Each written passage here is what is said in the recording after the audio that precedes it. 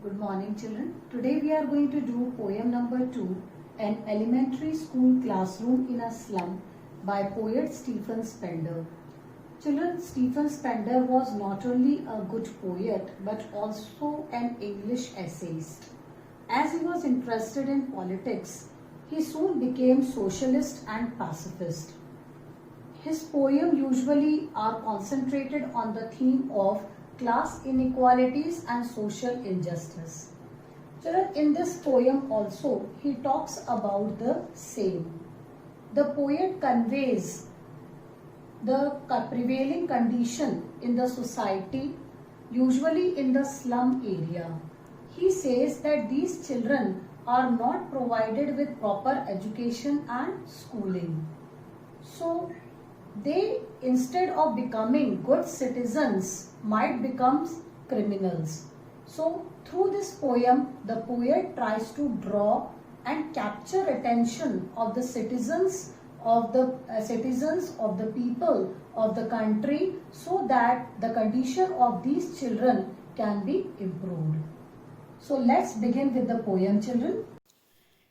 Let's read out first the stanza, children, and then we will be looking forward for explanation, and we will be understanding the poetic devices that are used in the stanza.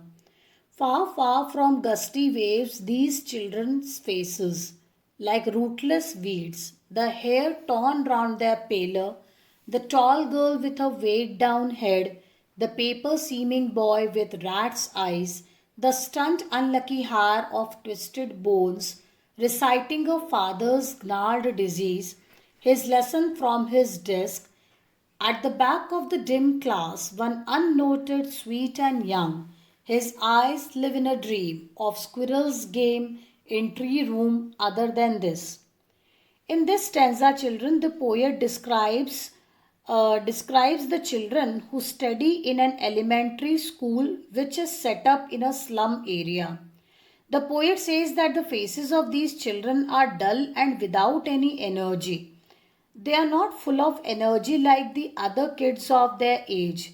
These children are compared to unwanted weeds or undesired plants. Here, the poet wants to say that these children seem to be unwanted, like the unwanted weeds that grow on their own fields and that are uprooted and thrown away from the soil, taken out from the soil and thrown away from the garden. Their hair is not neatly done up. It falls on their pale faces as if they have been torn apart. The children are untidy. They haven't combed their hair. There is a tall girl who appears to be burdened by poverty. Her head is bent, maybe because of the tiredness, uh, because of the embarrassment, or because of the burden of the poverty, or because of malnutrition, you can say. It might be possible that her spinal cord is not stiff enough to hold her head upright. There is another boy who appeared to be so thin that the poet compares that boy with a paper. The boy's eyes reflect greed for food, hunger for food, and therefore it is like the boy's eyes are compared with the rat's eyes. As rats in rat's eyes, you will always find hunger. Thereafter poet says that there is another student who is physically disabled, who is having twisted bones disease, the disease from his father that he has inherited is twisted bones disease, gnarled disease, and therefore he is called an unlucky inheritor or successor. Usually, children inherit the property of their parents, but here the children have inherited the disease, malnutrition disease, bent bones disease from their parents. It is irony, children, here that the child is reading about the same disease from the book that he has got in front of him on the desk. Instead of getting any facility from the father, he has got this disease. This disabled boy is sitting on the bench and reciting his lesson from the desk. In the same class, which is dim, dark area, there is a small boy who the poet says that teacher is not noting down. Teacher is not paying attention on that small young boy. He appears to be different than the other children of the classroom. He appears to be sweet. He appears to be young. And in his eyes, the poet can see that it is full of dreams. The eyes are full of dreams and they are so bright. But ironically, nobody is paying attention on him. It seems to the poet that this boy is interested to do something else than what the other children are doing. The other children are just spending their whiling away their time, but this child is hoping to do something energetic. He wants to do something productive, and therefore the comparison of the dream in the child's eyes is with the squirrel's game. In tree room is classroom. Other than this is other than the other children of the classroom. Now let's critically analyze this stanza, children. Far, far from gusty waves. Far, far, here repetition is there. Refrain, poetic device, repetition of the same word. Far, far from is alliteration. Repetition of the same sound. Gusty waves are symbolism. They are symbol of beautiful stormy waves, beautiful breezy wind waves of the sea, and children's faces symbolize the natural beauty, away from the natural beauty. It means that children are appearing to be so untidy, they are away from the natural beauty of the natural surrounding because they are staying in a slum. As they live in a dirty slum, they are away from the natural beauty. These children, they are compared to the rootless weeds. Rootless weeds are unwanted, undesired plants.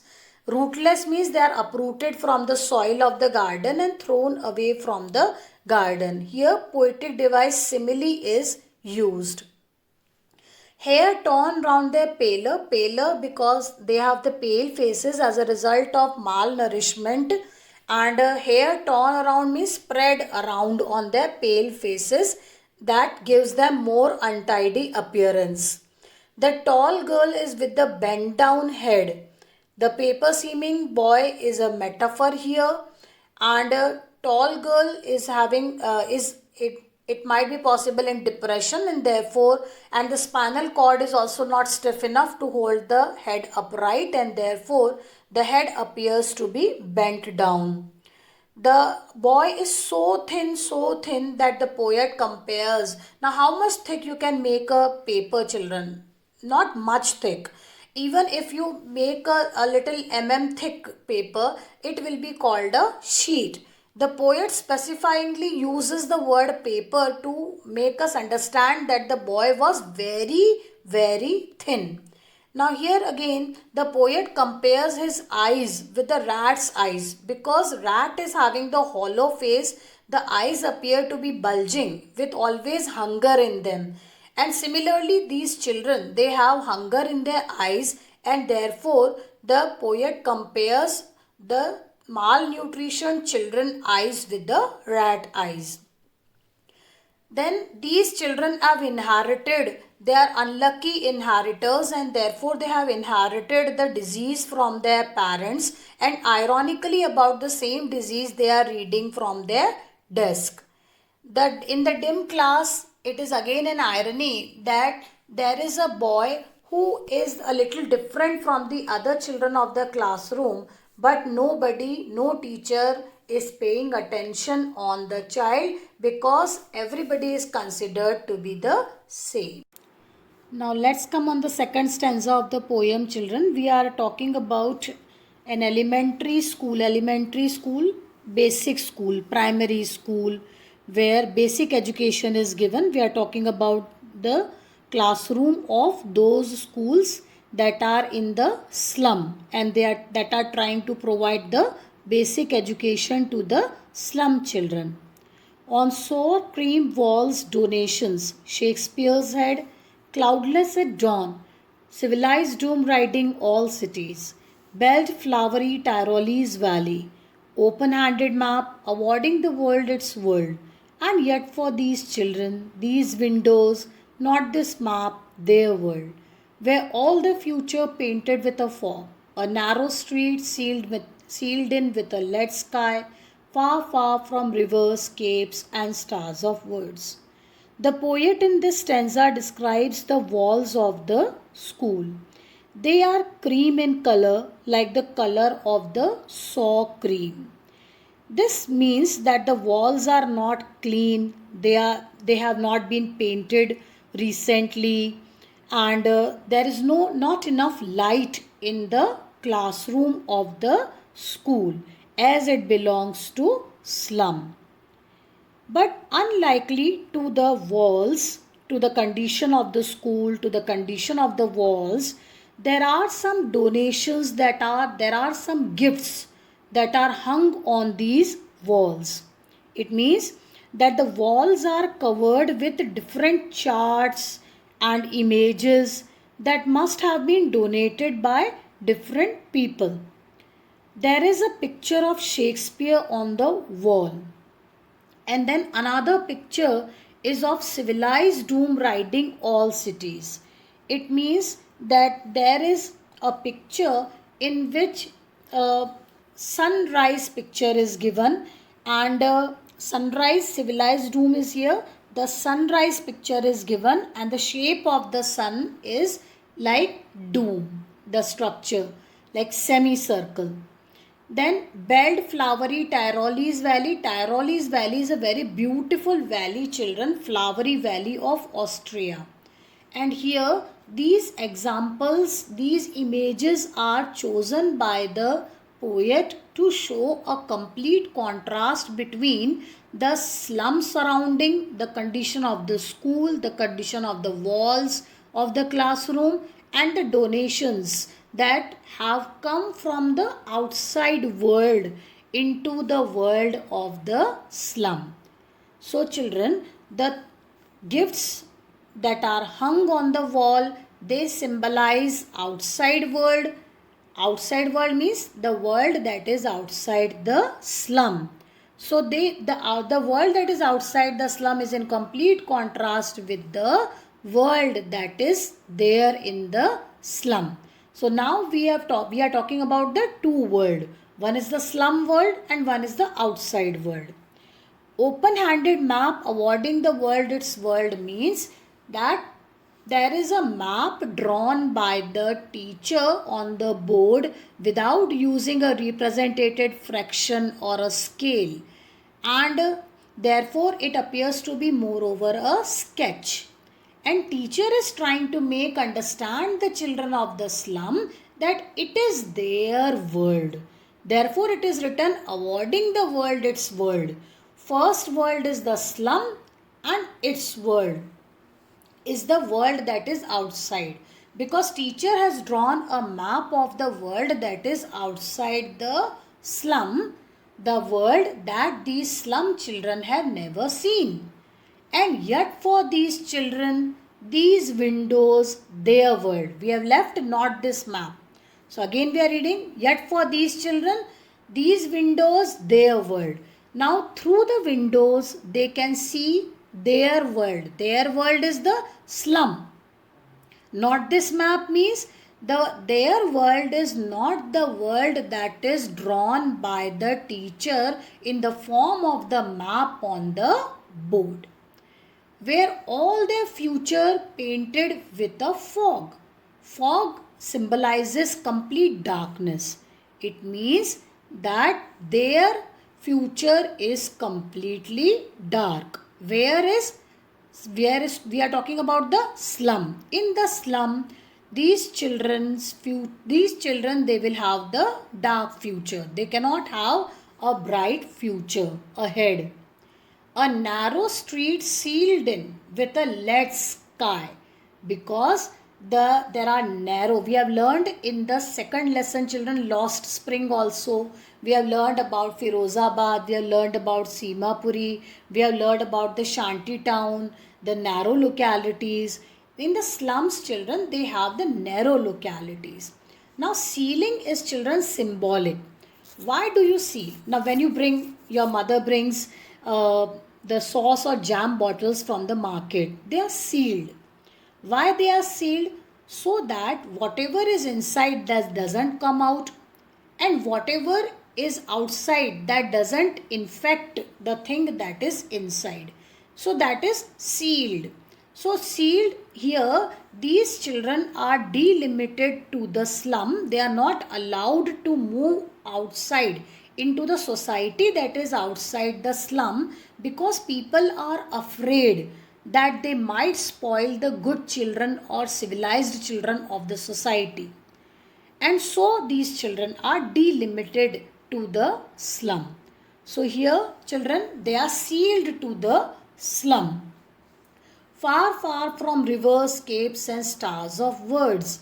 And so these children have to live away from the beautiful rivers, capes and stars are only imagination for them, because they have never seen the beautiful natural sky. They have always seen the foggy that is full of smoke, that is full of dirt. That kind of sky they have seen. So they are limited to the slum. They are delimited to the slum. They are never allowed to enjoy the natural beauty that is outside the slum, as they are debarred to join the society that is outside the slum. And nobody from outside society, civilized society, also moves inside the slum to improve their condition. Some people go, they have given the charity to them, but nobody tries to improve the condition of these slum. They are appearing to be dark to the poet, because according to the poet, the sun that gives heat, energy and light, it symbolizes knowledge, awareness, education, enlightenment. Children, contradictory to this, the poet has in the first stanza described that they are receiving education. Then what kind of education these children are debarred from, this we are going to read in the other two stanzas, and then you will be able to understand it better. Here, the poetic devices that are used in the second stanza are: metaphor in walls are described to be dull. Then the second example of metaphor is future of the kids, that is narrow streets sealed in lead sky. Then assonance, that is repetition of the vowel sound, is in belled flowery Tyrolese valley. Then allusion is reference, children. Here references are made to the Shakespeare's picture Tyrolese valley. Then repetition, far, far, again refrain poetry.